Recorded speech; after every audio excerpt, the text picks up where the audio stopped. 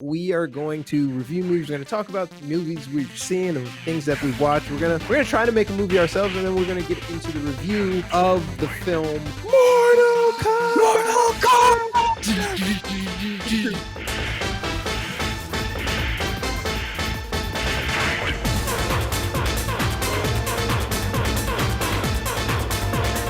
Nailed it. I think we got it. That was it. One take. That was pretty sweet. I think the first one was better, but pretty sweet nonetheless. Welcome to Warren and Aaron Movie Talk. Warren and Aaron Talk Movies. We still don't have a proper name for it, but in case you're wondering and the nameplate didn't give it away, I'm Warren. That's Aaron, and this is Movie Talk. He is Aaron. I've checked the birth certificate, not the Hawaii certificate of live birth, but Aaron was born in the United States, allegedly. And he joins us to become a nuisance to me with his lack of movie knowledge. So the focus of this podcast is to mostly educate Aaron, but then also have some good conversation with the people in the chat. Or do I give you a new filter on film and I remove your nostalgia, maybe for but a moment? Do I? Yeah. I feel like I do. Yeah, you let me view films through another lens. Unfortunately, that lens happens to be frosted and covered in Vaseline. So it's really not a quality metric for discerning anything I care about regarding the film. But I do appreciate your input. There's some times where I just kind of sit in my kitchen and I stare off out the window into the distance, be like, wow, Aaron has really bad taste in shit. How could anyone survive this long and have such terrible movie instincts? You recommended to me Disorderlies, which is a fucking classic. You shut your whore mouth. There's so many editing mistakes in it. Okay. So if you want to talk about editing mistakes, we're gonna have some fun with Mortal Kombat. Because I mean, it was entertaining. Slug Demine has glasses that fit that description. I think you need a new prescription.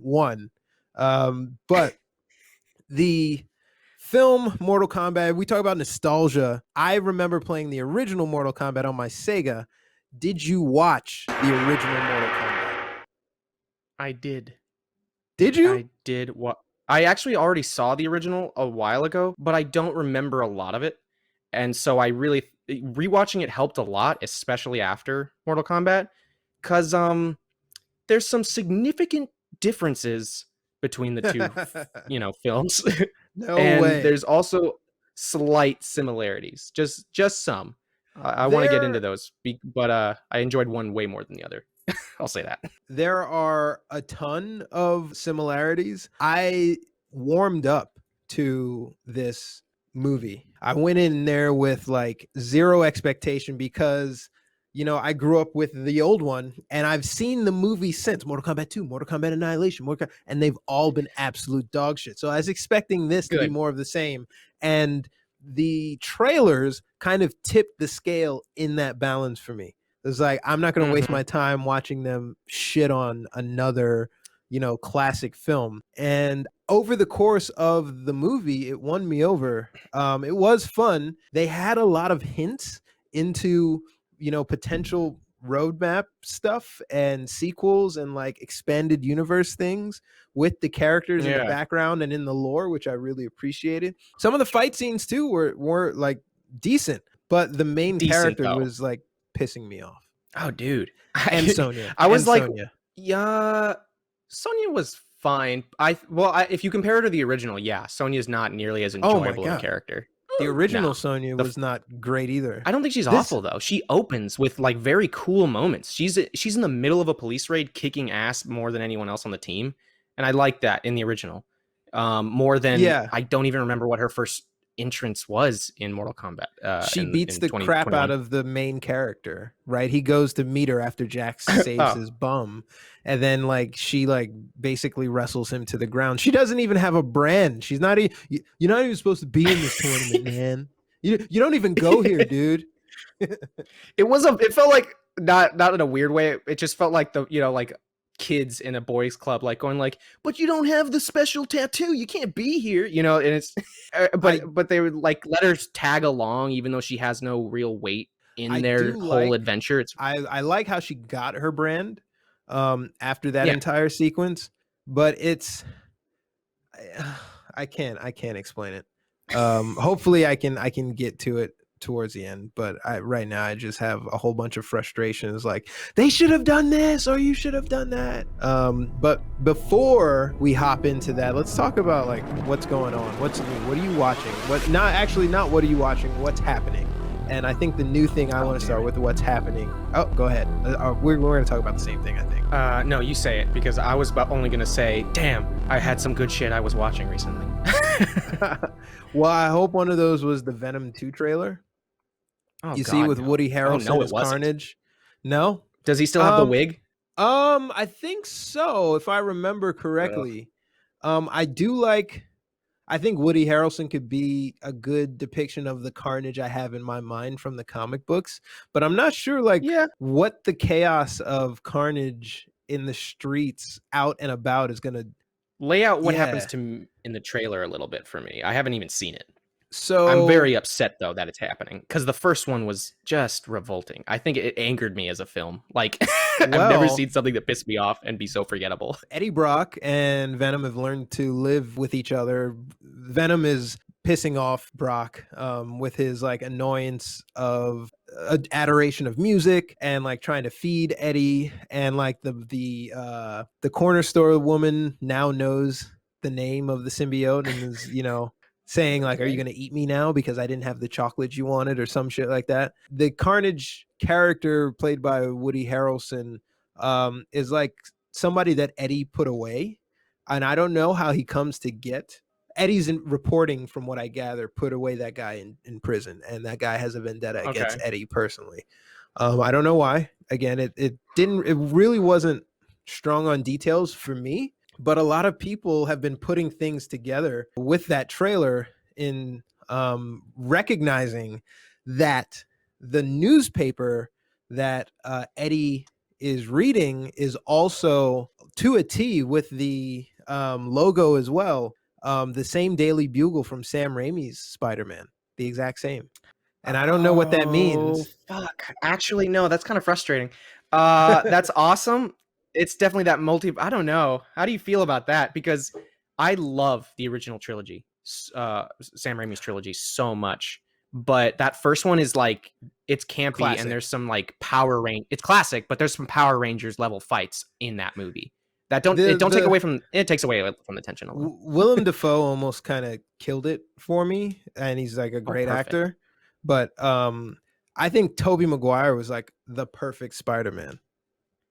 At that point in his career, I think he was Spider-Man. Okay, because in my mind, I like the visual appeal of Tom Holland being Spider-Man and the voice. Oh, for sure. I don't think he's written as interesting and funny sometimes. Well, no, he's written a little funnier. I think I like how Tobey Maguire's Spider-Man was written better. I would equate his Spider-Man though, not to the comics, the way I do with Tom Holland. I would equate it to the 95 Spider-Man cartoon, the animated series. Do you remember that one? Spider-Man. Yeah, of course. Spider. Of course. I love that one. That's the classic. It's like when people talk about X-Men, it's that series 90s cartoon X-Men. There's nothing else. Even the comic book.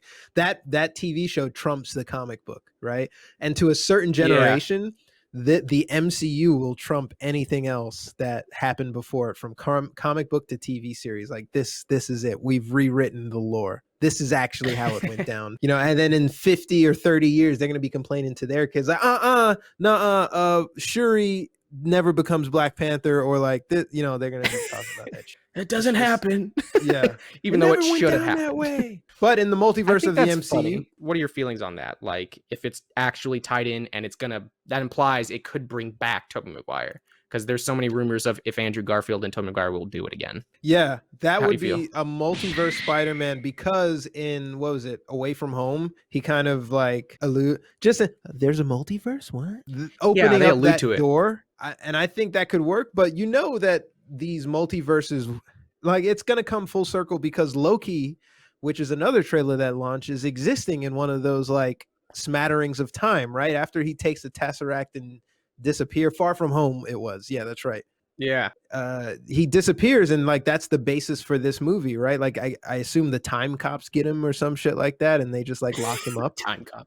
I don't know. I hope they're called time cops.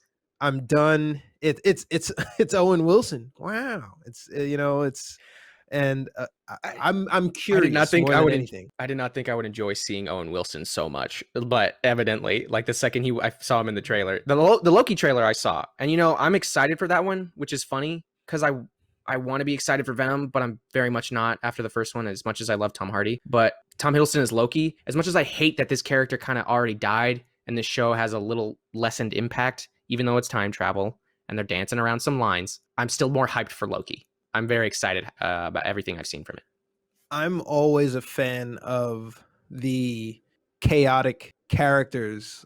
Someone who just like gums up the works just for shits and giggles, right? The Jokers of the world and the Lokis of the world. Like, let's see what would happen if we did this. Like, and the trailer Yeah. leaves you believing like you don't know whether to like him or not. Like, is he the bad guy? Do you trust him? Like, is he gonna do the good thing for the wrong reason? Like that.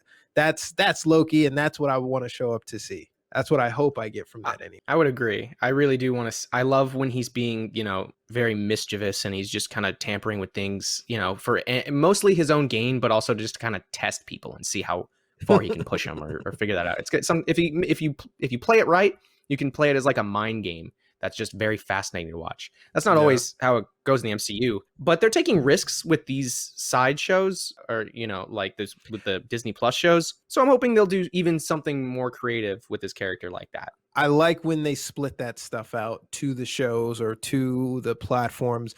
That's the home for this versus, unfortunately Fast and Furious 9, right? Or Mission Impossible fucking 7. I do like them though.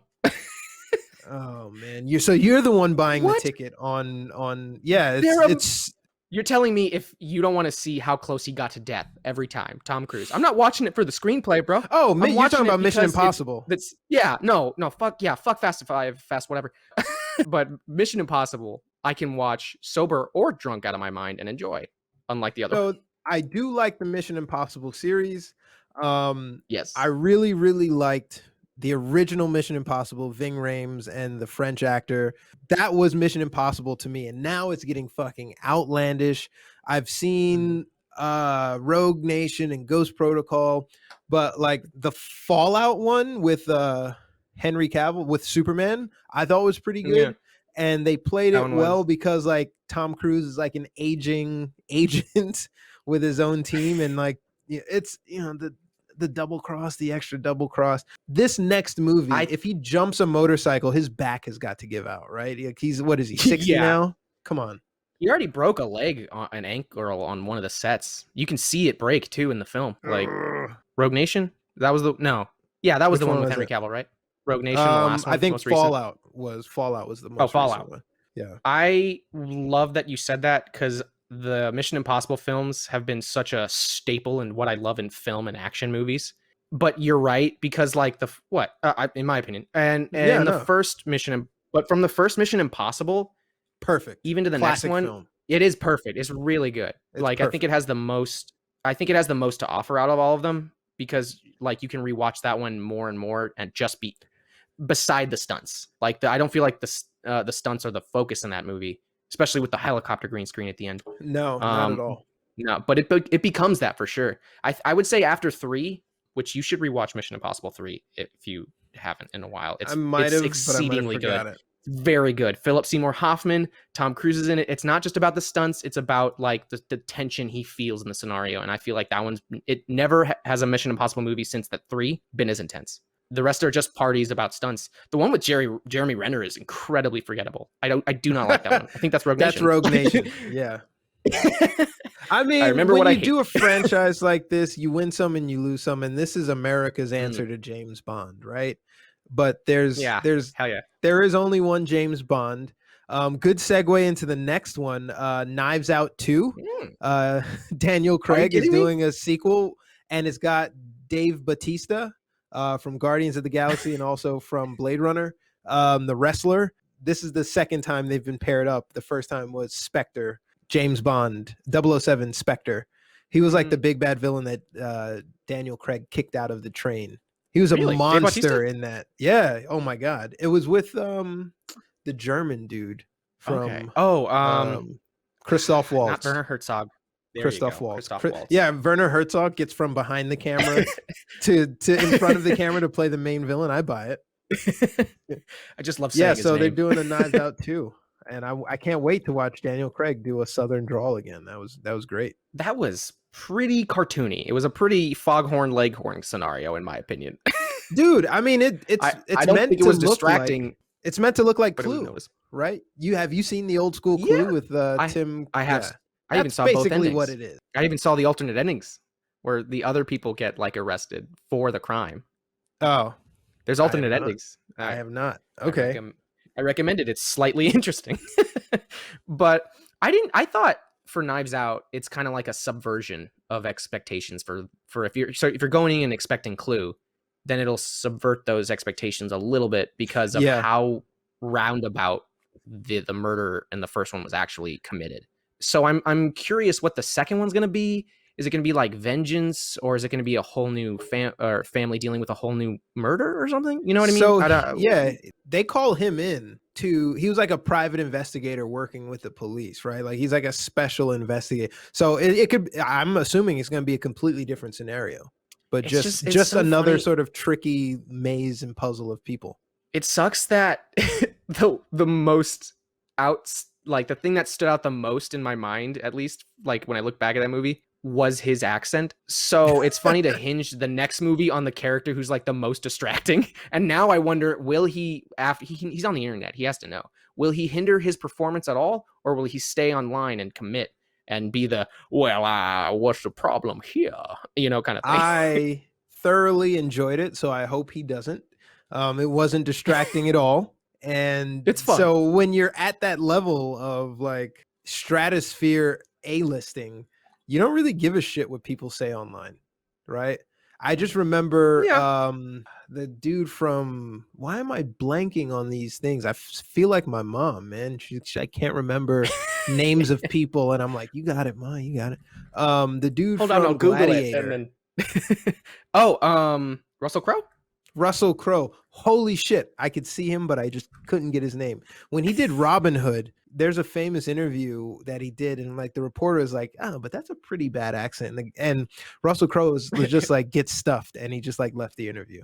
So I don't think they care. They're making, at that point, they're making artistic choices. And I think Daniel Craig's Southern drawl did a lot to help further the plot of the film, but also the plot that thickens inside the family. I was much less distracted by him than I was by Chris Evans.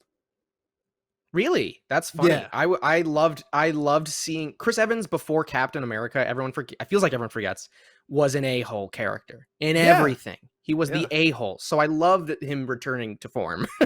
Not Another in Teen Knives Movie Out is like one of my favorite films. Okay, I'm gonna put that on the list. You've never seen that? You know what? Don't waste your time seeing it because you've never seen The Breakfast Club, have you? I have, dude. Have you seen Pretty in Pink? Fuck. Have you seen Varsity Blues? Shit. Have you seen Cruel Intentions? Fuck.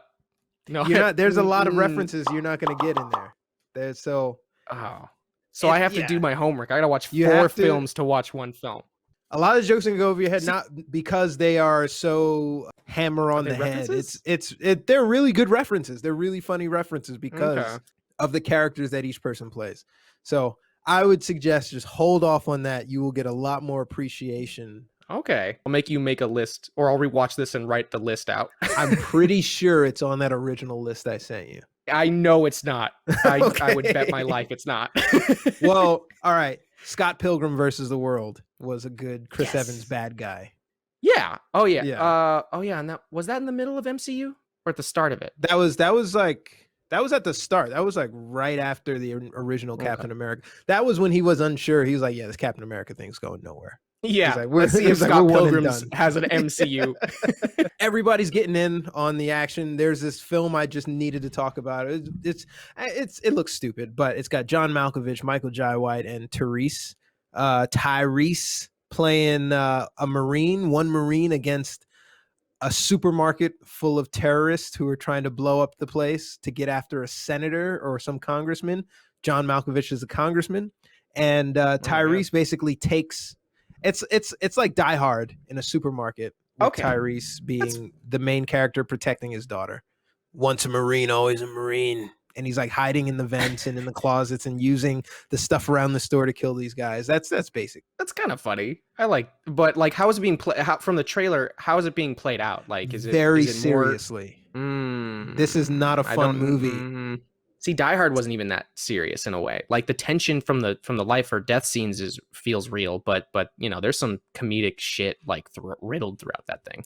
I wonder how. So with Tyrese, right? Like he's gonna be the lead in the. Like who was the first one to sign on to this movie? A movie like that, right? Like because if it's John Malkovich, if I'm you know an actor at that stratosphere, and someone pitches me this, I'm like, oh, okay, you know, it depends on you know who you are, the actor, but whether or not you take it. But if I see John Malkovich attached to it, fuck yeah, I'm signing on the dotted line. Like, yeah, I want to be in a film Hell with yeah. John Malkovich. But like, does John Malkovich sign up to be in a movie with Tyrese?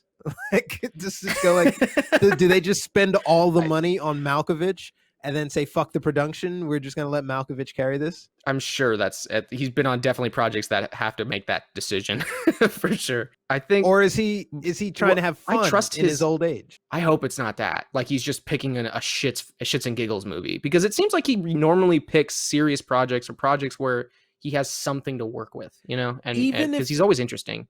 He's not like an action star, but when he is, he tends to like pick a little bit better than this. Case in point, Con Air is a classic film. Have you seen Con Air, Aaron? Have you seen Con Air? That is happening. That is fucking happening. Holy cow. I've seen Top John Gun. Malkovich is the main villain. Steve Buscemi is in that. Ving Rhames, Nicolas Cage. It is amazing. It is amazing. Okay, you had me at Nicolas Cage. Steve Buscemi plays this psychopath. This absolute psychopath. Really? Yeah. I have to see how he does with that. I haven't seen Boardwalk Empire. I know he's a good actor, but I've mainly seen Steve Buscemi in comedy, so I don't know how he can pull off like that kind of thing. I'm very curious to see that. Pre Boardwalk Empire, way before that. But you believe him because he looks like Steve Buscemi. If Steve Buscemi is sitting on a bus minding his own business, you inherently look at that guy and you just stay the fuck away. Right? Like you just, I'm going to sit on the other side. I'm going to maybe take my earphone off a little bit just to see if he's like ranting about the tinfoil reptile people. Like you just assume that's he's giving me a fuck off kind of vibe. So that's happening. But the other thing that's happening is Black Superman. Kalvin Ellis. What has this been going on? Kalvin Ellis, Kal-El, J.J. Abrams producing, I think starring Michael B. Jordan. Okay. Have you seen those articles? I've been hearing about it, but I haven't actually looked into it. Same. So, okay, good. We're both learning now. I love it. But in the wiki that I was able to look up, because DC is where most of the characters I've latched on to live. I feel bad, right? Because like a black superhero, like I'm supposed to know all the black fucking superheroes. Okay. But I don't. I'm learning about it just like you. But it's Crisis Earth Superman. Where, Brainiac isn't this all-encompassing thing. He's like an AI on his computer. He's the president, I believe, of Earth. If the wiki I'm reading about Kalvin Ellis is accurate, it still takes place in Metropolis, but it is an alternate universe. It is a multiverse, infinite universe version of Superman. And it could potentially wind up with that version in the DC universe because of the crossovers we've already seen with the CW Flash and the DC universe Flash.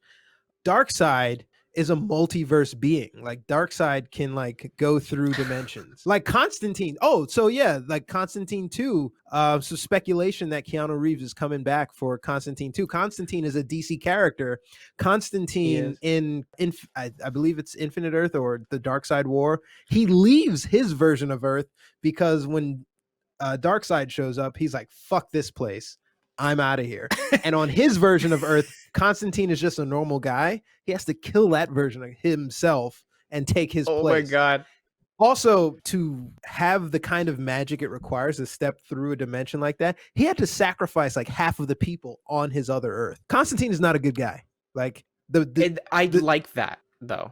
Yeah, about He a hero, is about like a he is a survival hero, and I Mhm. hope that all these things line up to pull these forces through against Darkseid. I don't know. I would bet that's a good gamble. And in my opinion, because of the Snyderverse and then the movies that came after that don't fit the Snyderverse's clear like idea, you know what I mean? Like Wonder Woman, the sequel really wasn't. I don't think that fits well into the Snyderverse. Just Aquaman the sure as aesthetic hell of the doesn't. fucking thing, dude. Just how it Yeah. looks. Oh, it's so gross. It's it's such a cheap like or flat looking film. Like it Yeah. really nothing stands out and it's very cliched moments. I don't like it. But I mean, these crossover things, like people have, it's already been shown that, like with the MCU, doing your own thing with the IP, people have a stomach. People are oddly tolerant of it. When you see a movie like Mortal Kombat and you hear about the lore of Scorpion, right, being in the ninth level of Yeah. hell, just driven by vengeance, him and like, who else is down there? Spawn. Oh, dude. That'd be awesome if like Spawn's just kicking the devil's ass in the background while he's being tortured. Like, oh, no, get so out of here. Spawn is general in the Devil's Army, basically at the same level of Scorpion, a little bit more because he's reinforced by the Devil. But Spawn is, well, I don't want to say Spawn is a DC; he's his own thing. But they've done crossover things before with Spawn and Batman. Spawn in the DC isn't out of place because also with the video game, Spawn has been a character a few years ago. Not this Injustice version, but like Sub-Zero and the Mortal Kombat characters or actually the DC characters have showed up in Mortal Kombat's.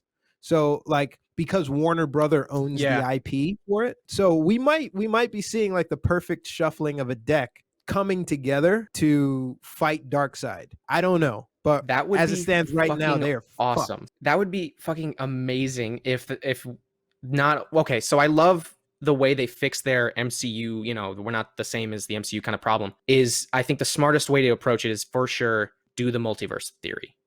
Crisis on Infinite Earths is pretty much synonymous with one of the most popular titles for DC. I feel so, or at least recognizable if you're even slightly into comics. Recognized, yeah. So the fact that you would pivot and you don't care, you'll just make whatever you make, and then you'll throw whatever works together. See, like if I love that idea. I don't think Joaquin Phoenix Joker is gonna fight Darkseid, but you know what? I think Constantine will, and I think the where else you just mentioned Scorpion. Suicide Squad, the new one. Oh yeah. Oh yeah. Are you actually implying that you want Mortal Kombat to help kick Darkseid's ass? Because I think that would be really funny. Like if they just take another IP and throw it in their world, that would be great. They could the Outworld, right? Like Mortal Kombat. So you don't really play Mortal Kombat, do you? I played a lot more of the arcade. I didn't get the story beats. I played an old PS3 game. I think it was the Justice League versus or the DC Universe versus one of those Mortal where they Kombat. mix them up. Yeah, it was I got a little story from that one, and then I got some story from some like other game clips from the other games. But I'm not 100% on where everyone is in the world. I know some, like I don't know, 50%. Well, they kind of did their own thing in this movie with some of the characters. And I'm just a casual fan. I'm not professing to know an encyclopedia's worth about Mortal Kombat.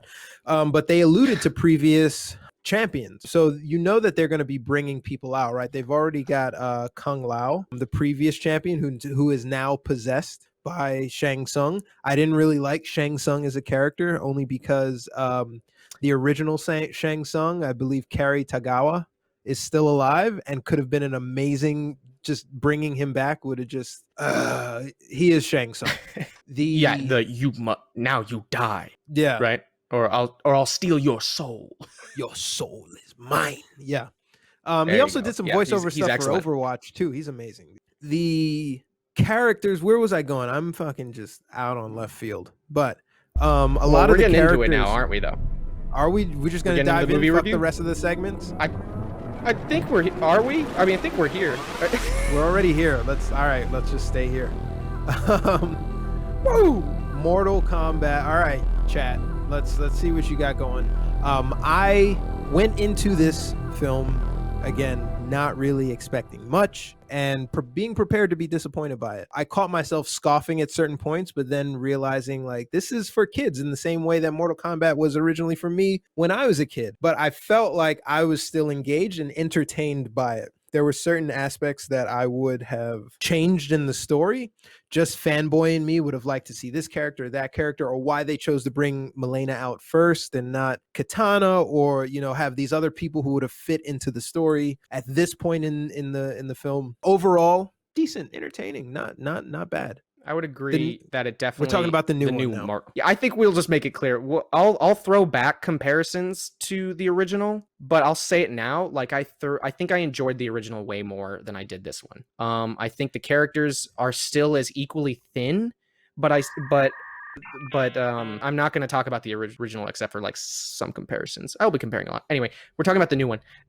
And for this new one, you said one thing earlier. I thought the trailer was more interesting than the movie overall. Ooh, because I hated the trailer. I thought the trailer had really good effects and like quick cuts of the action. And then we get to the movie, and in my opinion, I look up really good fight scenes, and I remember when I can tell just like how intricate a fight scene is thought out in a film, and who gives a crap, like look at any Jackie Chan film. And I know he's kind of like an impossible bar to meet, but that's kind of what I think of when I think of good action in a movie. You're playful with your environment and the people around you, and everybody's on their beats and they're fast. And it just felt like in Mortal Kombat, everyone's slow. The action doesn't feel as threatening. It doesn't feel as impactful. And by the time I get to the end of the movie and the final fight, that was the time I was having fun. I was having fun with that fight. But I feel like before that, I wasn't, unless it was a character moment, like with Sonya. I was looking at some of so this one has way too many character moments. The original one was a lot better because I hate it when they hold your hand. They didn't need to hold your hand with as much. For instance, in the first one, the old one, when they introduce Shang Tsung, right? They also introduce Scorpion and Sub-Zero coming from behind. You already know that Shang Tsung has his soul. You don't need to like play that up. And just enough to see like the weapon come out of the hand and say hello. And then when Sonya points the gun at him, to see Sub-Zero freeze it and break it off. You're just like, okay, like characters established. That's all right they were now, as characters. They told the entire, Sub-Zero and Scorpion hate each other, right? It's green light on sight. But this entire movie was based on their old clan rivalry, which gets sussed out in the later video games, right? The Leng Kuei and the I forget the fucking clans. I don't remember either. It was for me it was a little hard to remember everyone's name one-on-one, but also I want to get to that. I want to get to their backstory. The entire point of this rivalry that we didn't need, honestly, was to introduce this other character, Scorpion's lineage, that exists, that is not in the video game. This person, Cole, is not in the video game. Like, who the fuck is this person? This entire movie is about Scorpion and Sub-Zero being caught in this eternal battle. Moreover, the movie is more about giving the explanation between Scorpion's powers, but we have no explanation about how Sub-Zero, even in colonial times, can control the frost, right? Like, I guess there's no explanation there. If I have to think as little as they did in that writing room, I think they were like, he probably mastered his magical, what was it? Arcana? Arcana. He probably mastered his, and also I don't like magic in movies. I truly do not. You can do anything you want with magic, which is why they did. So I think maybe he got his Arcana, his hockey, his key, his whatever, like way before anyone else did, maybe. But then again, Arcana explains away the superpowers. It does, and you know what? They don't let the right thing. You're right about the original versus one, because they don't let they don't let you assume the right things to assume. They make you assume the magic, which has no rules. Honestly, it's just like if you're a dragon warrior, you can do whatever you want. The one thing that they expanded on, which I enjoyed, was the Sonya Kano relationship. Yeah. In the old movie, the classic Kano, I believe the guy's name is Trevor Goddard. Unfortunately, he passed away. He is always going to be Kano. He only had a few lines. Aww. And he came out just out the gate like, yo, this guy, if anybody did their homework on a character, it was him. To the point to where in MK 2021, that whoever that actor is, they had to reference that other guy. There's no way you Hell yeah. pull out that much asshole douchery without referencing Trevor Goddard's Kano. Well, But I they learned spent originally. they spent too much time explaining the magic and explaining the story when they should have like spent more time on why the fucking I would prefer more about the outworld and these other explanations about the lore of the other fighters versus, you know, having to explain, you know, you were right. There's your mind projects a lot more creativity than the writers give you credit for. So like you can bridge the gap between whatever and whatever relationship however you want to. I just hate that you hold my hand through it so much. And then you Yeah. explain it wrong. Yeah, and then you don't follow it. Like their magic is just so ill explained, and the exposition in the writing for those moments, you know, like I remember hearing, I can't remember where I heard this from, but it was like exposition is like feeding a dog a pill or something, you know, if they're sick, you got to put in some cheese, you know, or a little vitamin. I don't know, like you gotta hide it. So you don't give them the exposition or the pill directly.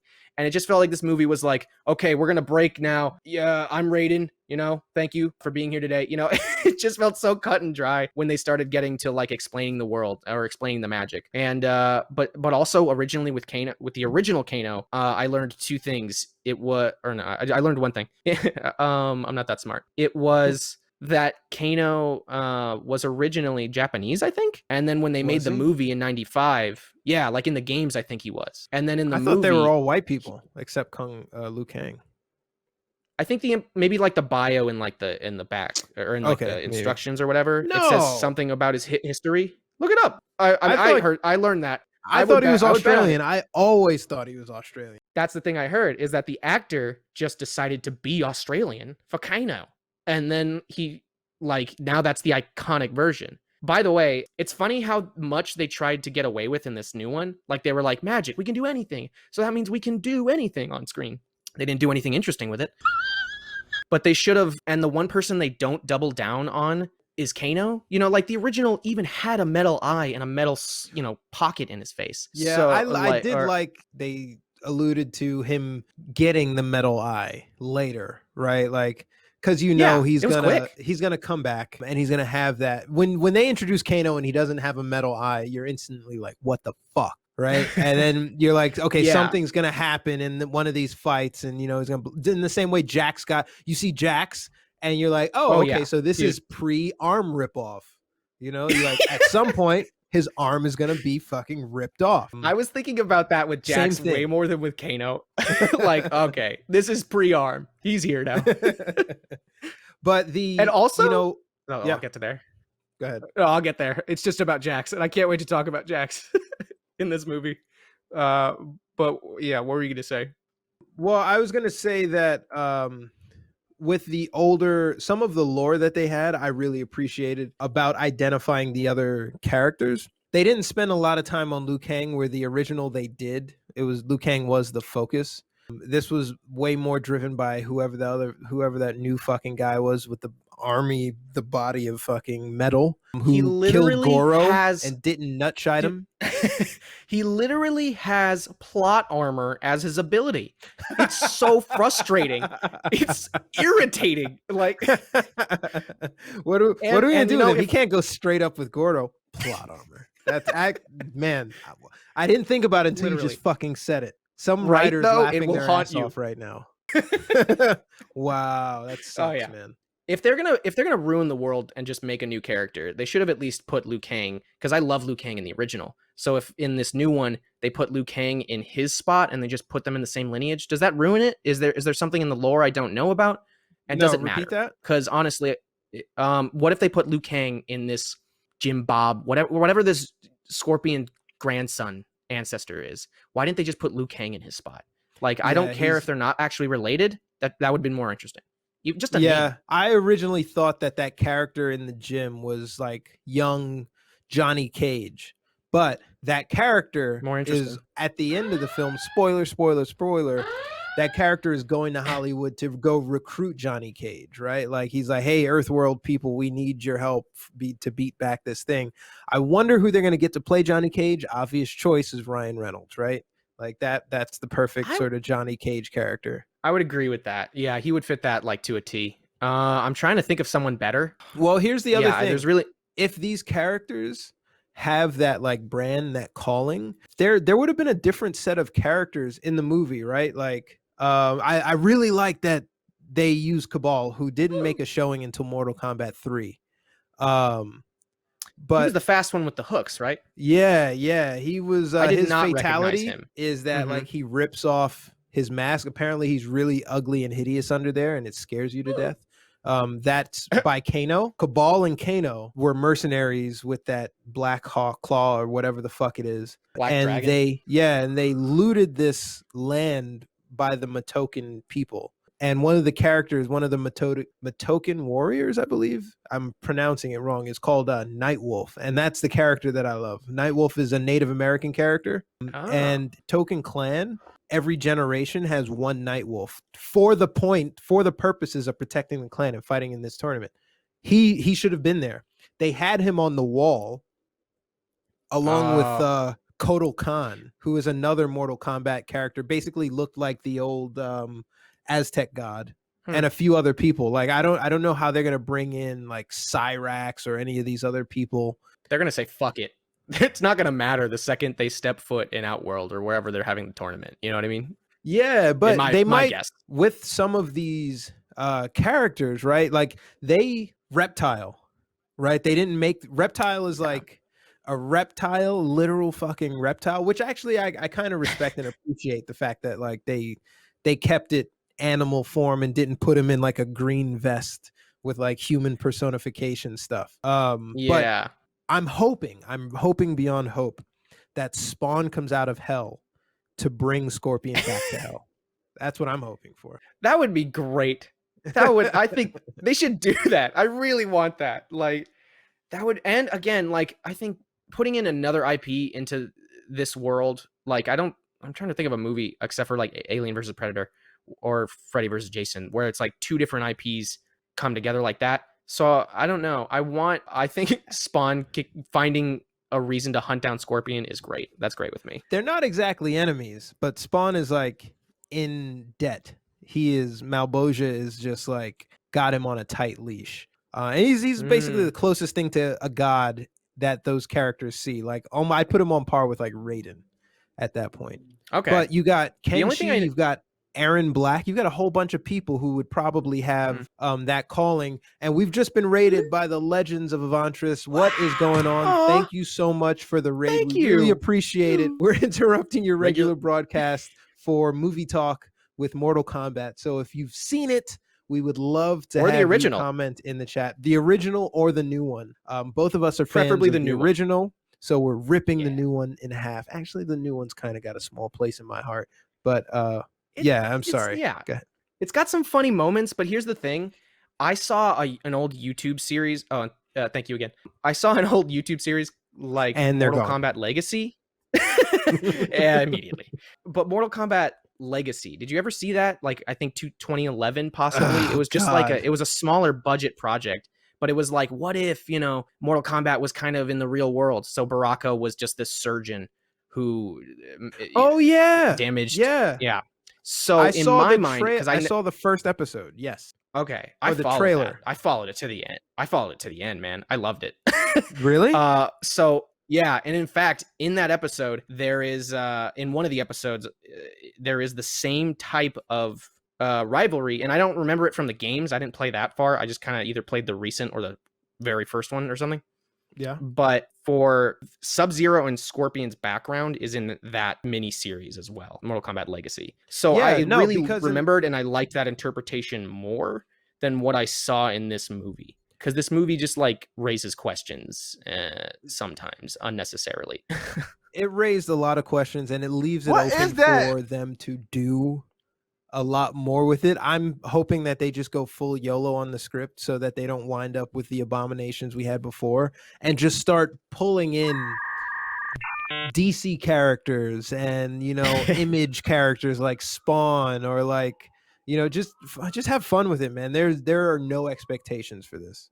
I don't have any. I think I would bet money because it felt like from this script they were just setting up everything for their own their own MKU, Marvel Kinematic Universe.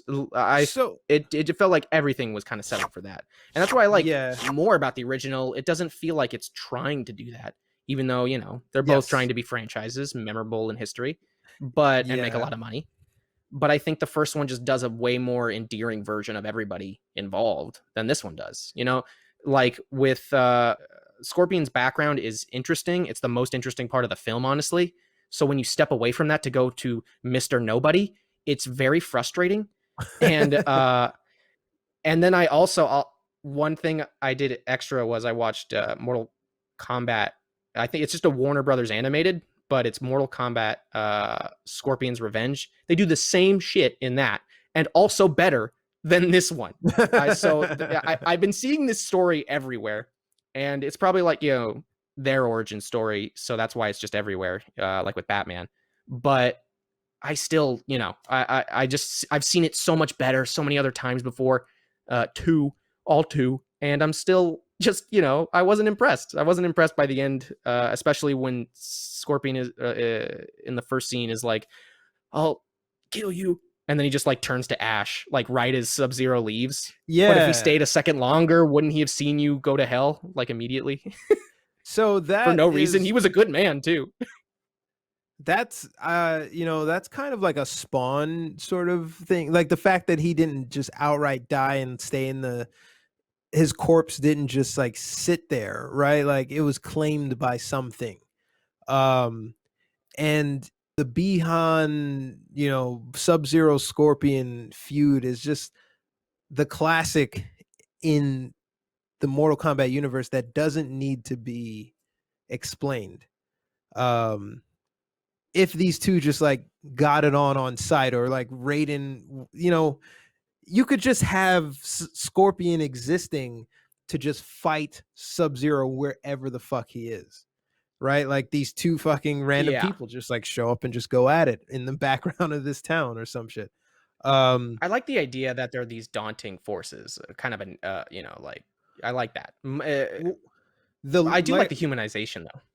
The lore of the film, you can, with the introduction of some of the characters like Kotal Khan and like the Nightwolf, like Milena, you can see where they sort of picked it up and where they're trying, like what story they're maybe trying to advance, like from which video games onward. And I guess because you got the Kano and the Cabal character, excuse me, you're gonna have Nightwolf play a big part.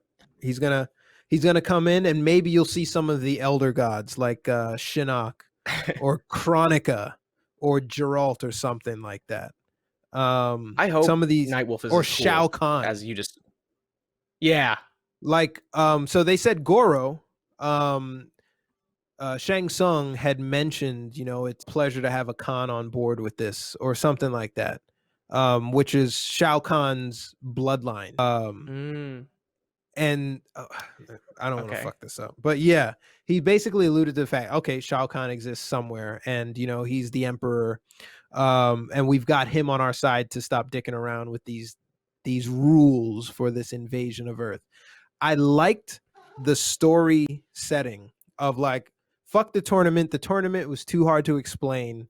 We're just gonna have the fighters invade Earth and pick off characters one by one. You go get that guy. You go get that guy. It makes it a lot easier to explain the combat randomly rising up in places versus this official thing. I mean, I still like the fact that I hate that they waited on it so that way they could have the tournament in the next one and they can just go crazy with it. Like, I wish it felt like this movie was just like a chore for them. Like they know where they want to be, but they have to go through this movie. And that's, as a viewer, that kind of got that vibe a little bit, because in the, I just wanted to go straight into the tournament. And I love how the tournament was briefly explained, but also not that brief though in the original. And it was, and they were in it pretty quickly. It was like a half hour and they were already at the tournament. In this one, it was like 45 minutes and I felt like nothing had happened. There's so much dicking around between fights. And the fight scenes in the original, I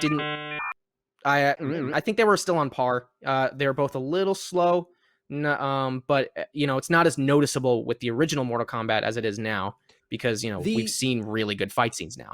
the You can fight scenes, I can give him a pass. the Arcana makes these characters way too OP, and I feel like the fight scenes in the first one at least gave the fighters, even Goro, like a reasonable level of like overcoming this obstacle. Yeah, When Sub-Zero in the first one against Liu Kang goes full frost, you're like, oh shit. When really, Sub-Zero more than likely would have done that from the beginning in the new one, right? Like he's laying yeah. out a crazy hailstorm and he's firing these like projectile icicles at people. Why they feel the need to like walk down the street is beyond me, rather than just to like appear right next to the person and slit their throat. But I Yeah, start me movie 10 blocks magic. away. Yeah, and like Raiden is broken. Well, Raiden's always broken, but yeah, dude, Sonya becomes a fucking mortal combatant at that point, and it takes her what, less than an hour to get her Arcana. I can shoot I know, lasers, it was like guys. I can shoot lasers. Sweet. it was like in What? tandem with her immediately getting that tattoo. Yeah. That stuff's kind of frustrating. Like they abandoned their rules completely for it. And it was weird to make her feel like she had to earn it. Like the main character has to earn it. We don't know who the fuck he is. Make him earn something, because Yeah, it no would have shit. been, I think Sonya being the badass. I mean, she beats him in the first scene, but again, they play it off as like he's still better than her, even though he's probably not until he gets that armor, And I was yeah, when he loses that opening match, I was like, he's dragging his ass to make some money. He was supposed to take a dive. Like, no, this guy's a fucking loser. He can't win a fight. Like he's tapping out and shit. Like, no, like I I want to hope this lose. guy succumbs to a fatality the next one. They figure out how to fucking get his armor off of him or some shit. After all the articles, I feel like that are out, they might. I would commend them if they kill him in the first scene of the next movie and everybody's elated about it. I don't want that actor to be kicked out. I mean, he's not my favorite actor. He's in not the movie, a bad actor. But, his character sucks. Yeah, he's not a bad actor. Hell yeah. Yeah. Yeah, definitely. And another thing with I just want to say with Jax, I not only was I kept did I keep thinking he was definitely going to get his arms ripped off by something? Because they didn't even do that in the original. Like he was perfectly fine, and I was like, okay, they subverted my expectations, but Jax still looks like a badass. I like it. In this one, it's coming, and then when it happens, they give him like little like scrap metal arms, and not only how did they make them, and like they even showed it, and I was still very confused how they did that. They explained and then B, a little bit. How was it? Because I don't remember. The monks were going to other realms and other worlds trying to find solutions to help their warriors. So ideally, you would think that they got some advanced tech from there that would replicate. That's what they hung it on. But here's the thing: I don't think it's that advanced tech. Like if we're thinking if we're in that writer's room, am I compare it to a normal day prosthetic?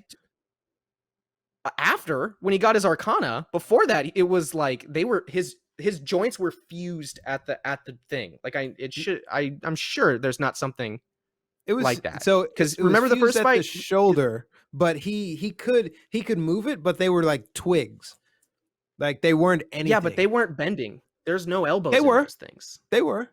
There's no. They way. were because he was hitting the heavy bag, and Sonya was yelling at him, and he was like, "What is this? This isn't even me." Yeah, but his arm was. Oh, he did this. Yeah, he was. It just feels like his arm. Yeah, his arm was definitely. I can make that motion without bending my elbows right now, though. That's what I'm saying. And I can punch a bag without bending my elbows. So it just looked like he had toy arms the whole time. Mostly with Jax, my main issue is like, if he didn't have his arms ripped off, would metal have been his Arcana anyway? Would he just be reinforced with metal arms, just like the guy's got plot armor? That's what I. Was his Arcana arms. his Arcana was like, we have to have him shooting laser beams out of his hands. And then they were like, oh, well, there goes hands. We don't know what to do with him now. I don't, dude, it doesn't make any sense. Their hope, again, Mortal Kombat, the original, came out when I was like 9. And to me, it all made sense. So this is not meant to be run over with a fine-tooth comb, but it's part of the fun.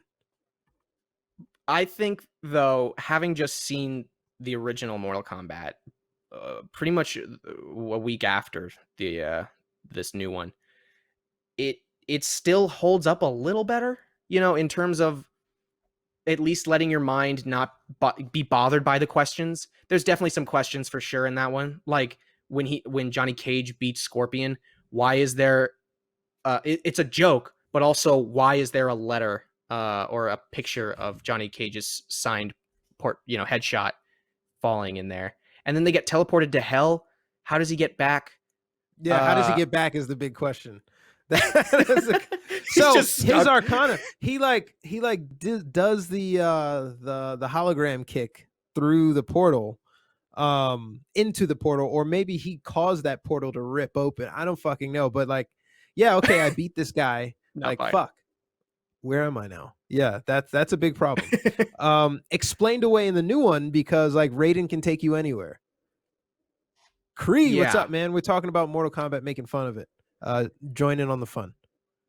Here's what I think about the new Mortal Kombat is that, and tell me if you agree, but everybody, I feel like they poured more of their budget into the ice CGI effects than they did the actors, the fight trainers, or if they had any. I think more than the script for sure. That's for damn sure. The biggest actor in this movie is the character who plays Scorpion.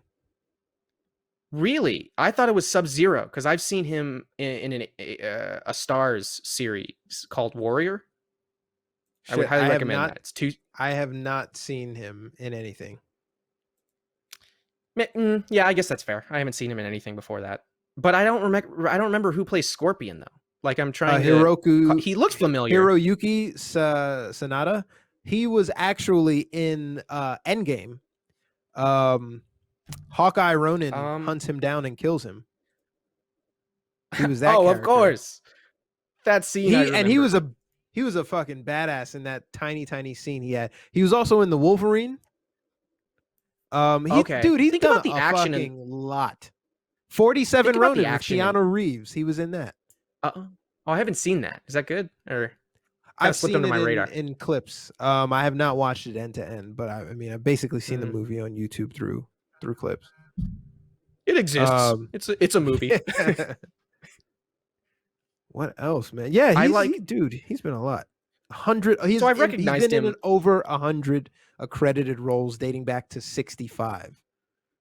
So I don't know how much Sub-Zero's actor has done, but at least in terms of notoriety, I feel like well, no, maybe Sub-Zero's definitely lower. But I don't know how much work he's had, but I guess it was a good idea to put the focus on. The focus should have been more on him actually than the descendant son. Even if it was just him in hell, they should have even doubled down on that. That's in the animated version, where Scorpion, when you see him in hell and you see him fight this demon to get to the leader of hell. I don't know. I can't remember his name. But Malboja. No, he was like pure white and he had red tattoos all over his body and he was bald. Someone help me. No, Scorpion's Revenge. But anyway, so I just like the idea that they should have gone balls to the wall crazy, and they did, but in the wrong direction with this new one. They should have. I wanted to see this Scorpion fight in hell. Get back to Earth. Me Googling this film, and you have fucking Joel McHale playing Johnny Cage. Johnny Cage. He doesn't sound like the perfect movie star asshole to you. He really doesn't. He just his voice. Have you seen Community? I feel like he plays. Just watch it. Just watch it.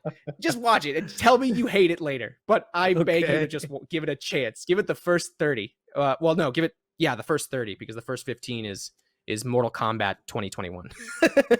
Except better. except better. Wow. I would like to say. But Johnny Cage in the original is better than the one in that movie. I will say that.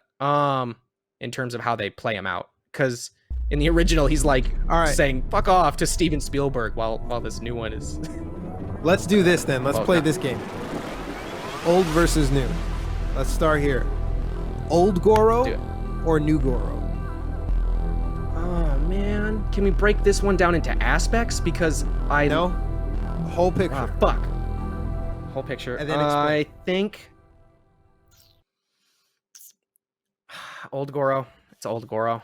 Old Goro. Old Goro. If we were breaking it up into categories, I would totally put Old Goro still at the first. But if you splash him, if you repaint that boy with CGI Goro, you got the perfect Goro. You got a good Goro, man. They had both arms moving. In the original, he's very slow. He feels like, like robotic. Like you can see the animatronics. Yeah. But they have scenes with him before where he's a daunting force, and he's like, he's kind of you don't. I don't know. You're afraid of him. He has more lines in the old one, right? Especially when he's talking shit to Kano. And here's the thing: they both die in their first fight, like in a pretty shitty way. Like he falls off the cliff because Johnny Cage is bouncing around and shit, and he but that leg split and the ball punch is iconic. But with this new Goro, he's kicking the shit out of him, plot armor, and then he's not losing, and then Goro gets his shit kicked in. So that's his whole character arc. And then they're saying, then the implication is, death never ends or whatever. So they're definitely going to bring Goro back in the next one, which is just going to lessen his impact. The fight might be awesome. Hopefully it is, but I don't think it's going to. At this point, character-wise, but why am I looking for character in Goro? So I do like that the old Goro they gave more. I like that they gave him lines, right? The old Goro wins it on, just personality. Because he is the reigning champion. So you want to see some of that. They don't explain any of that in the new one. But in terms of ability, the new one kicks the old one's ass by far, right? I mean, I hate that he dies the way he dies, but I knew something was going to give. And all of the people on the evil side, it makes sense that they die because Shang Tsung is controlling all of them. I think he's got all of their souls. So Kung Lao is going to show up in the new one as an evil guy because he is being controlled and manipulated by Kung Lao. And maybe in some redemption arc or some shit, Bihan's soul gets released from Shang Tsung like they did in the end of the original, and he's like, that wasn't me, I was being controlled and blah blah blah, but take your revenge. And Scorpion beats the bigger person, whatever. I totally believe they're gonna say, like, fuck it, we don't care, we made it to the second movie, now's where we bring out every character we want and hopefully make a ton of money. I think that's definitely what they're gonna do. They're just gonna bring them all back from the dead. It's not gonna matter. Did you prefer the new Sonya or the old Sonya? Old Sonya, because again, I think her scenes were more interesting. She didn't look like she wasn't struggling in the new one, Sonya, but it's just like she just wasn't as intriguing to watch. The most interesting part was when she's being belittled by Kano so constantly, and she has her and the most interesting part with Sonya in the last one is that you briefly hear like one line, like 5 words, where it's like, oh, she lost her last partner to him. And then, but it feels like I have a decent enough speaker. It felt like that was still kind of quiet and they still let it slide by. They didn't really make that line the focus because it was in the middle of an action scene or a build up to one. So yeah. The problem I have like with, I'm going to go with new Sonya only because the new Sonya showed some athletic prowess. The new Sonya could throw a punch and not have it look like it was like, an actor throwing a punch, right? Like this new Sonya had some combat training, looked formidable, was rolling around on the ground with Kano. The old one, even though she snaps that Kano's neck, I have a hard time believing that that's how that fight would have ended up just by looking at the two of them with their, both bat just battle hardened selves. Um, the so I'm gonna give it to new Sonya, but the problem I have Okay. with both Sonyas that I don't have with Melina, oddly enough, because you can see that she's kind of like demonically possessed. None of if you're Sonya, you're this badass special ops person, right? Like, yeah, you try to show that in the first scenes, fighting and kicking ass, but like you're more built like Gina Carano, right? Or Holly Holm or some shit, right? You're formidable. You, You're there, you look there's like some you've tone. taken a punch to the face before, right? Like, holy Yeah. shit. I'm tired of these I'd say, characters not being, and I had that problem too with Kung Lao and Liu Kang. Not so much Liu yeah. Kang, but Kung Lao was definitely like flimsy. Um, Kung Lao, yeah, he didn't seem like he was that important, even though they were both He's supposed to be very like important though. their teachers. Yeah, yeah, he's pivotal. He's one But he's the one of most I the remember only about him, winners from the Earth Realm. He's wait, won did they the say that in that tournament. movie? No, but it's lore. So one of the things you walk in Okay. knowing if you're a Mortal Kombat fan is that like Kung Lao and Liu Kang are related. Um, like Liu Kang is a descendant of Kung Lao. So Kung Lao in that Temple of Light, then Kung Lao has got to be like over 100 years old. Even Yeah, though he I don't looks know how like they're gonna 20. explain that. Yeah, but he's I been like to immortalized. yeah, see, like, give us kind of that interesting stuff, or at least Yeah, hints or nods to it. It sucks that the most I remember about him is that kill with his spinning hat on the ground, and then he just like, and then they both do the cliche thing where it's like perfect or flawless victory. he is. It's okay. He is so okay, two things with that. That the hat teleportation, classic Kano, and then that fatality was classic Kano. Um Yeah, not Kano, I'm sorry, Kung Lao. The hat was classic Kung yeah. Lao and the fatality was classic Kung Lao. The teleportation, and when I saw that I was like, yes. Um when Nailed it. Kano won after beating Reptile and ripping out his heart, that's when I kind of perked up. I was like, okay, this movie has some potential, right? Because that's one of his fatalities, ripping out a heart and like licking it and holding it up. And then when he's like, ha, Kano wins, like that's kind of the tongue-in-cheek way to do it versus Kung Lao winning and then going flawless victory into the camera, wink. Like there are two Yeah, different ways to do that, and I think Kano's version of it was spot on and Kung Lao's version of it was cringe. But Kung Lao is an absolutely essential part of Earth Realms champions and probably going to be like a main story driver in the second one. He's a I hope badass. so. I think he's gonna come back. I don't know if he'll win the tournament, but I know it feels like he's gonna come back as he's mind controlled, um, at from Outworld and fighting whoever. I So don't. Yeah. What were you gonna say? I'm losing I train of was in, thought. sorry to interrupt, but the story in the new MK11 is that like there are evil versions of Kung Lao and Liu Kang fighting. Oh, So he might turn into one of those evil versions, and I think that might be the plot because they've got Nightwolf, Kodokan, and Milena in there as well. huh. Wait. That's already decided for the second one. Like who's in it? No, I just with Oh, what okay. you've seen, right? The people on the wall, the lore that they allude to, you see them in there. Mm, I hope they dive into it that much, and it just feels like the lore in this one just kind of gets thrown at you and then you don't really remember it because they're fighting with CGI now. You know what I mean? Yeah. Which Raiden did you prefer?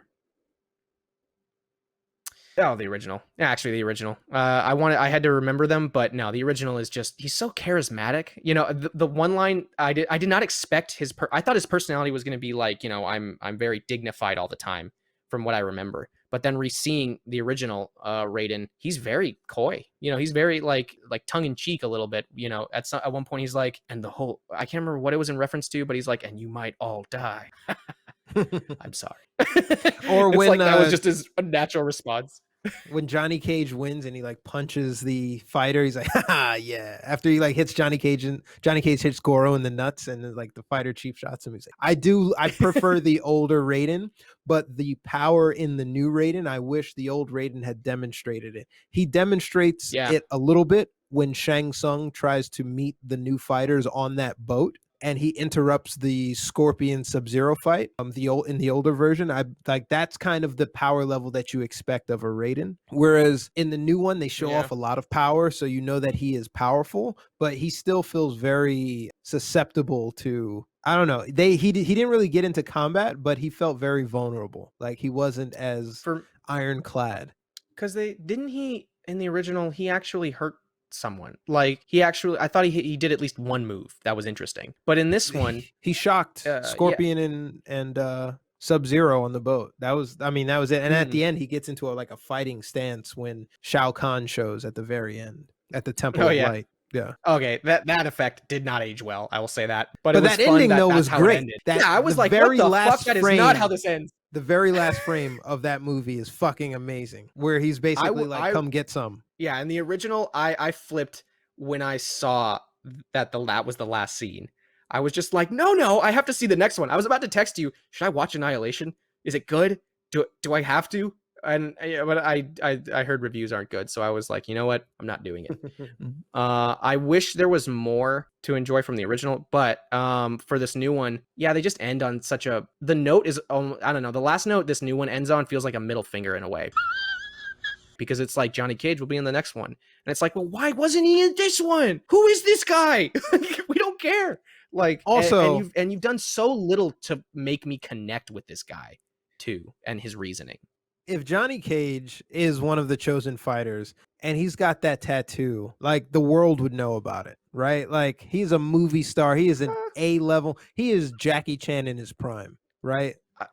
Walking cool around presumably with his shirt off all the time. This is Johnny Cage we're all talking about, right? Winning awards for his action star movie shit. I don't know. I think he could hide. He wouldn't be able to hide I think he would be able to hide it. Like if you like he'd have his like designer custom made tailor made suit on or something, and he wouldn't always be, in my mind, he's not always shirtless, because like I can't remember how he's dressed in the games. Is it like a t-shirt? Is it just a straight up t-shirt? He is shirtless, but in the other ones he has on like some military garb, right? Because him and Sonya are fighting the outworld armies. You know, it's a whole big time thing with Ronda Rousey as Sonya, blah, blah, blah, blah. So he still has his classic shirtless sunglasses Johnny Cage thing. But do you think he's got his Arcana?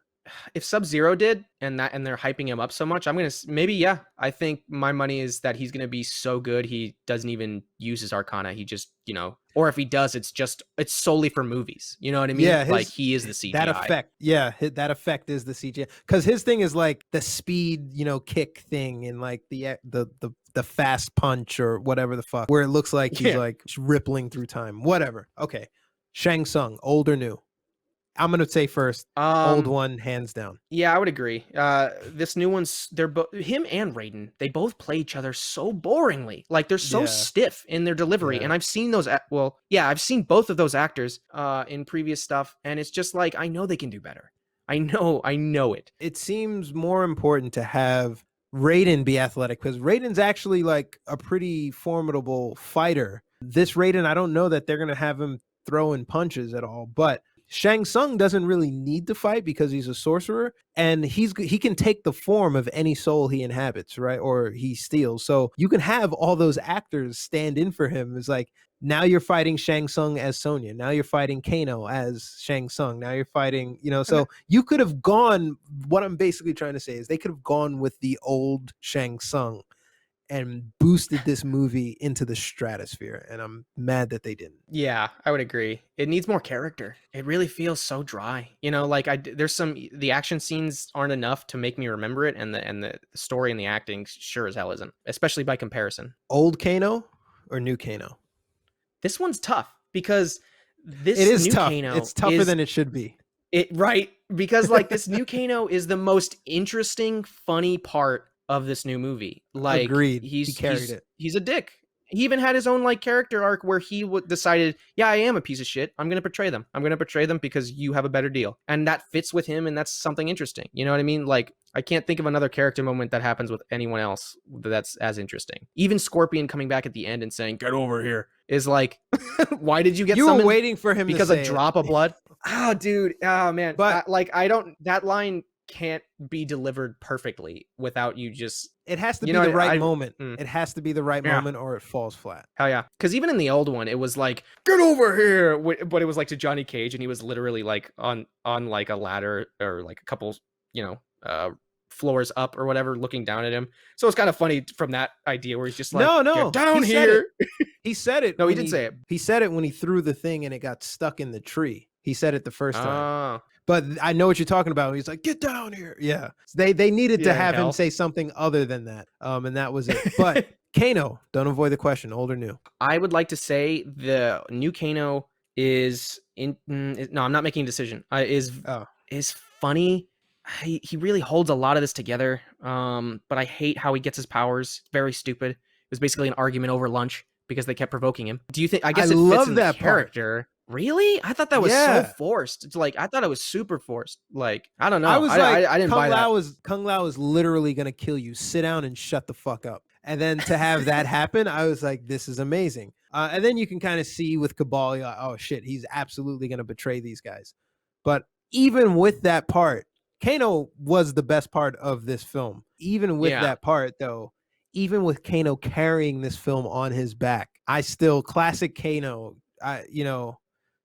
Trevor Goddard, rest in peace. Like, he will always be Kano.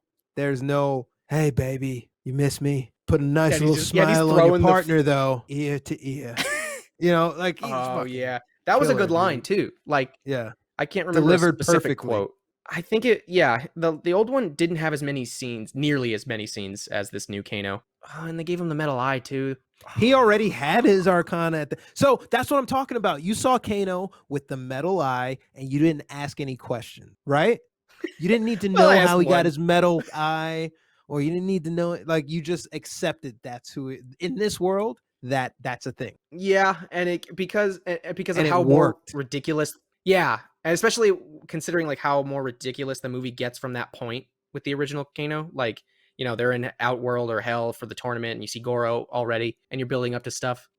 Soul sucking's a thing. So I guess if I'm going short but sweet, it's the original Kano. I would say, because this new one, I hate that laser eye moment. I only like when he transforms. I hate that he dies, even though, I love how Sonya kills, spoiler, Kano. But I love how she kills him in both. So no spoiler. Well, she snaps his neck, right? See, that's kind of forgettable. Yeah. In the new one, she sticks the thing in the eye. In the original, she snaps his neck with her skinny little chicken legs. There's no way she's crushing a watermelon, let alone snapping Kano's neck, who looks like he eats weights. Yeah, you know what? You're right. The original Kano, there's a weight class in fighting for a reason, right? Like, way more iconic. I don't care how secure your armbar is, little girl, 12-year-old little girl. I'm gonna get free. Right? Like, I'm gonna break that shit. You should watch some of the sweep kicks, like the leg sweeps that she does in Sonya does in the original. She was not trained to be a fighter. So telegraphed. She wasn't. I know what you're talking about. No, and that's the difference. She's like, that is the difference. Like, kick. And even when Kano in the original one, his fight style, he's like laughing. He's like, and then he takes a cheap shot with the fucking knife. Classic Kano. Classic Kano. He nailed that shit. The only thing they were missing was a laser beam from the eye, and it was so good they didn't need it. He didn't have those powers until later, so you can kind of see what they're like going towards, right? Like MK3 and onward is what they're doing. Because in the original Mortal Kombat, he didn't have an Arcana. He didn't do anything. He was just a fighter, and his fatality was he ripped out your heart and he licked it and held it up. Like, he was just a fighter in the tournament, just like a piece of shit. It's definitely like, gonna be the next one. That sounds cool. Sure, money. All right, Reptile. Right.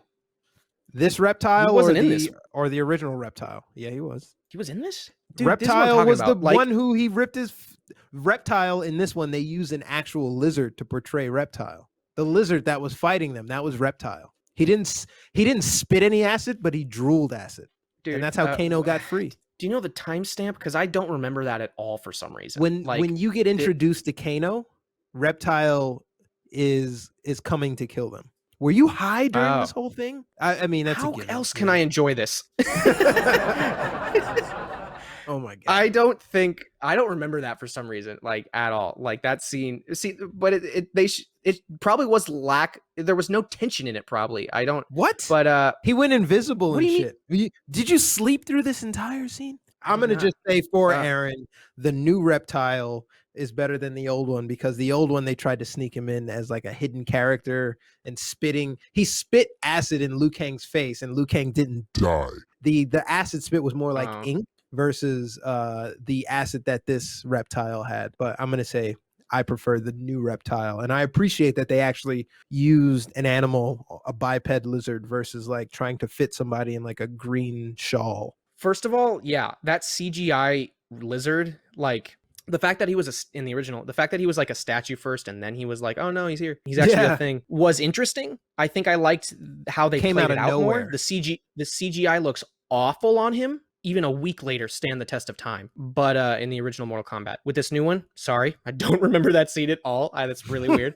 There's a lot of bullshit and dicking around that happens in the new one, in my mind. Like it's weird because there's scenes of just exposition, and I'm like, I don't care. Am I supposed to care right now? That scene that you don't remember is like that dialogue between Kano and Sonya, where she explains that like where she found Kano. She found him while she was hunting another champion, and he killed this other champion. Come to find out that he's a champion himself because he's got the tattoo. So now she's stuck with him. See, that whole kind of conversation that they had back and forth, I was like, not that I can stomach this, but like I appreciate this. This is solid. I remember that conversation, but I don't know, something about like the reason the conversation ended was because of Reptile. That's why. I'm gonna rewatch that specific scene, but I think I still liked the original Reptile only because my favorite fight scene in that movie, even the fight scenes, like I said, feel stilted, but when they get to Liu Kang versus Reptile in the OG, it's oh man, that's a really good fight. That's a very fun and entertaining fight. You ask a lot of questions like, how did this lizard jump into this plant, become a man with Sub-Zero's outfit? You know, then you realize they probably were on a budget. But that fight alone was more interesting to me and more memorable to me than it was for Kano and whatever the fuck he fought. All right, we'll do this then. Let's start with the old one. Favorite fight in the old one? In terms of actual like good tense choreography in a fight scene, and they're fast and they're good with their movements, Reptile versus Liu Kang. I think that one had me more than Liu Kang versus Shao Kahn. Liu Kang versus Sub-Zero. No, that one wasn't even that interesting. Well, it was, but the ice CGI always that doesn't get me. Maybe they were reacting in the new Mortal Kombat. They were reacting preemptively, and they were like, we got to make the ice effects really good this time. You know, not just After Effects light rays and shit. Yeah, I would say Liu Kang versus Reptile in the original, and in the new one, my favorite fight was at the end. Hold on. I'm gonna say that Johnny Cage versus Scorpion in the original one was probably my favorite fight on the thing, because one of the things that they did in the movie that wasn't in the video game was that the tether attached to the spear was hunting him down. It was like he got it entangled in the fucking thing. When I saw that, I was like, what the fuck was that? Like, what, are you serious? Also, when Scorpion made his first appearance, Johnny Cage is just like wandering the outer world grounds, and Scorpion just like cartwheels into the frame, and he's just like, all right, we're doing this. Yeah, that fight was probably the best one in part one for me. That's a really good fight. Yeah. All right, what you got? What's your favorite fight for part two? Like I said, I think the only fight I felt true tension was the end, where it was spoilers. But you've seen the trailer too, so that's why it's like kind of frustrating. But they don't know when in the film it happens. I mean, yeah, I didn't know, but then it's like you see the beginning of the film and you're like, oh. You're talking about the three-way fight at the end, or are you just talking about Scorpion Sub-Zero? No, Scorpion Sub-Zero three-way fight. I think that was really fun. There was actually interesting camera movements as they were. Yeah, it was cold when they were slammed against. The actor's name is Cole Young or some shit. The character Cole something. Oh, yeah. Not just that it was cold. Yeah, right. Yeah. But I think I felt a lot more of the impact when they're being slammed into the cages and you see the ice falling off. the best, yeah, the only good part about that scene is the fight, because you know he's trying to save his family members, and it's like there's no weight in this. They're already dead. Oh, they're alive. Okay, like what have I learned? What did I learn about your world? I wanted a more straight up Goro fight with it's unfortunate that Dang. Goro died the way he did. It definitely took the edge off how powerful of a champion he was. So I He I lost couldn't to a give it to that. no-name He lost to nobody. He lost to a guy who got choked out, basically. for money. But yeah, so I'm gonna say that the reptile fight, the forgettable reptile fight, was probably my favorite part of it. It had this one moment which was I rolled my eyes. I was like, oh my god, come on! Where Sonya catches a knife in midair and throws it at the invisible reptile and nails him in the chest. Like she asks Cole, she's like, knife now, and he like soft tosses it in the air, and she slow motion grabs it and in one motion like flicks her wrist towards the road flared reptile. They stuck a road flare in him so that they could like track him around the place because he was invisible. Okay, I do remember that bit. She was like throwing those knives, and she accidentally like threw a knife in Kano's leg by accident. Anyway, it was a great fight, a great finish, great fatality. I really enjoyed it. That would be my favorite fight for this one. But overall, really? Okay, what would you rate this? What would you get it out of 100? What would you rate this, all things considered? I don't know. I think a lot of the storytelling in this new Mortal Kombat is just very obvious. That's why I kind of get frustrated with some scenes, because I'm like, this feels forced. You know what I mean? Like there should be at least a little more thought or a little more intrigue in this scene. You know, so I would say overall, it's dumb fun. It's a lot of dumb fun. And if you think about it for even a second more than what the movie asks of you, you're fucked. Like you're gonna complain. There's so many things to complain about if you want. Yeah. So I think overall, I don't know. I'm gonna say 68. That's a 68. Wow. It's a 68. Low. Obvious That's in the way barely Fast and passing. Furious. Yeah.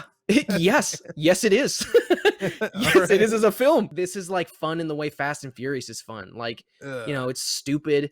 You can't think, but think about it though. Like they have just very thin character lines that just pull someone through the story. They have cool action scenes, allegedly. Yeah, it's barely passing as a movie. It's good enough to warrant a sequel because everyone wants to see you go crazy in it. You know what I mean? Like, but yeah, I think so I don't go into these like I don't know, Aaron, you're looking for like a life-changing film. I don't go into these with that expectation at all. But I still think too much.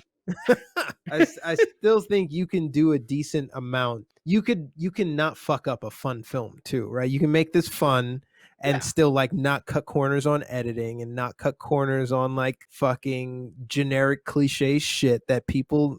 I understand that this film was for kids. Is it for kids with the level of gore? My God, I don't even know what the rating is. I don't think it is. Now that I'm thinking about it, it's R. The rating, it's not for kids. It's for adults who should be thinking way through the film. You know what I mean? Dude. But so with that, realized. Yeah, I'm gonna say that the original was way more kid friendly, but still overall a better film. And with this one, there's a lot to scratch your head about, even if you don't understand or aren't familiar with the Mortal Kombat game, or even the newer game, or even if you stopped at like Mortal Kombat 2 or 3, right? Like some of this, you're just like, what the fuck? With that said, it's not an awful film. It's definitely entertaining. I wouldn't recommend it to people. I'd say it's like an interesting cultural watch, but like I'm gonna probably give it a 75 on a scale of 100, like a C. Good job. Okay. Next time, here's the feedback on your test score. When you see these things, I leave little notes on the report card, things that you can improve if you want to. But I'm not going to put this on the fridge. That's not going to happen. Sorry. This was good work. We're proud of you. But, I'm proud of you. Valiant effort. You can see that there's a significant amount of red on this paper. But yeah. All right. 60. What'd you call it? 65? 68. 68, 75. I guess it's not too far apart, but whenever I see 60s, but it is, wow, you really hated this thing, huh? It's the American rating system. 60 is over half of the line.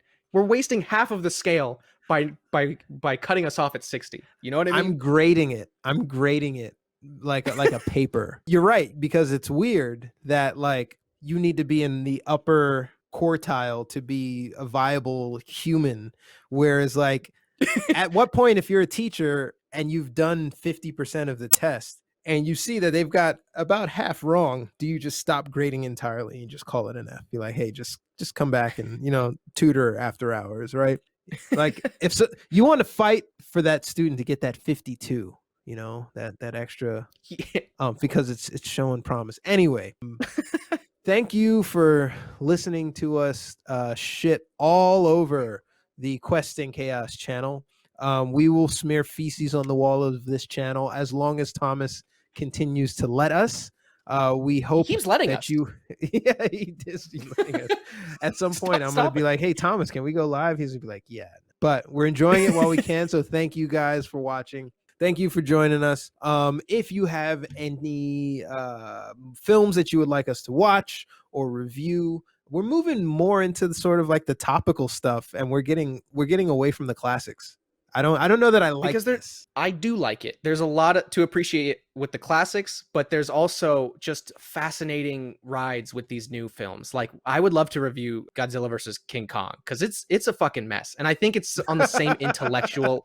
I think it's on the same intellectual level as this movie. Like yes. I 100% agree, and which is why I don't want to fucking sit through it. But I guess that's going to happen at some point. Let us know your thoughts. I'm Warren. This is Aaron, and this has been Movie Talk. Thanks for joining.